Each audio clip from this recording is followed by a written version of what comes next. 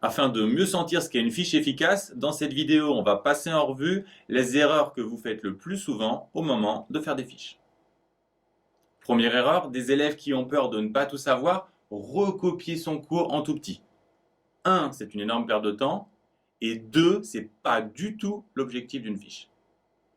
Dans une fiche, vous devez absolument séparer l'essentiel du superflu. Si vous avez du mal à trancher, ne retenez que ce qui peut vous resservir en devoir.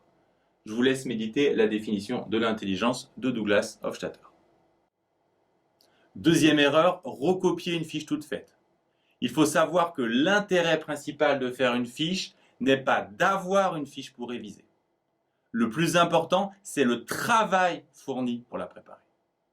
Si vous devez retenir une idée de cette vidéo, c'est que faire une fiche vous oblige à organiser les choses dans votre tête. C'est ce travail qui vous aidera à y voir clair dans votre cours et à vous adapter à vos sujets de devoir.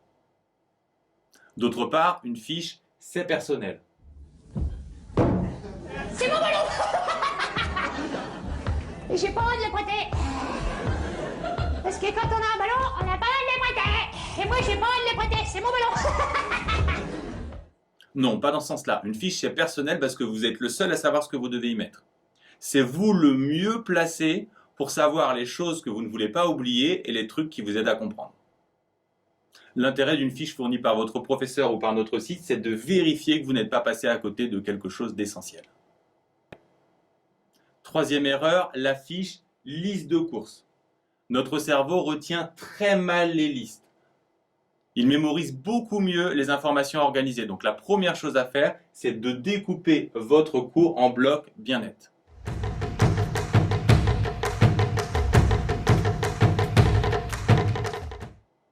C'est ce découpage qui vous aidera à avoir une vision cohérente de l'ensemble de votre cours et à y circuler mentalement pendant vos devoirs. À l'intérieur de ces blocs, vous noterez bien sûr ce qui a de bonnes chances de tomber en devoir en fonction de la matière, formule, définition, carte, schéma. Et ce que presque personne ne fait, il faut que vous essayiez de faire s'enchaîner les éléments avec une certaine logique. Il faut que vous ayez l'impression de tirer sur un fil qui vous amène les éléments les uns après les autres. Prenons un exemple. Dans cette fiche sur l'exponentielle, il y a 2 blocs. Le premier fil est très simple. Les formules de cette fonction découlent directement des formules de puissance vues au collège. Et le deuxième fil, savoir tracer la courbe et ouvrir les yeux. Les propriétés sont sur le dessin. Si vous pouvez résumer les grandes lignes de votre fiche en 3 phrases, c'est que votre fiche est efficace. Quatrième erreur, une erreur que font les élèves surmotivés. Faire sa fiche trop tôt et surtout la faire au jour le jour. Il faut savoir que c'est presque une aussi mauvaise habitude que de ne pas faire de fiche. Pourquoi? Parce qu'en reprenant sa fiche, on retrouve la vision qu'on avait en la faisant. Et en cours de leçon, vous n'avez pas de recul. Votre compréhension est forcément partielle. Chaque chose en son temps. Il faut d'abord comprendre le cours, les points délicats, à quoi servent les formules, les théorèmes, etc. La fiche viendra après. Concrètement, la faire en fin de leçon est en général le meilleur moment. Cependant, sur un cours particulièrement long, il peut être intéressant de ficher en milieu de leçon pour faire le point.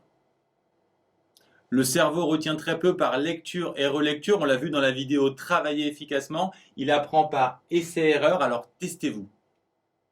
Pour les grandes lignes et le plan, vous pouvez vous contenter de vous tester mentalement. Par contre, pour les formules et les définitions, je vous conseille de les écrire. Enfin, il est toujours intéressant de s'interroger mutuellement avec un ami. Ne prenez plus une fiche cartonnée. Ce n'est pas parce que tout le monde le fait que c'est intelligent. La plupart des élèves utilisent des petites fiches cartonnées pour les emporter avec eux et se rassurent en les lisant juste avant leur DS. Or, on a vu que lire et relire est très peu efficace. Prenez plutôt une grande feuille. Pourquoi? Comme ça, vous pourrez facilement séparer vos parties. Vous aurez aussi de l'espace pour ajouter des points oubliés ou des remarques. Et à la fin, vous aurez une vision d'ensemble de votre cours. En résumé, pour faire une bonne fiche, ne vous contentez pas de recopier votre cours. Il faut faire un travail de tri et de synthèse. Évitez aussi de recopier une fiche toute faite. Il faut que votre fiche soit personnelle et c'est important que vous la fassiez afin d'organiser les choses dans votre tête. Évitez aussi de recopier les infos à la chaîne, il faut absolument les organiser et essayer de les enchaîner avec une sorte de fil, une sorte d'histoire.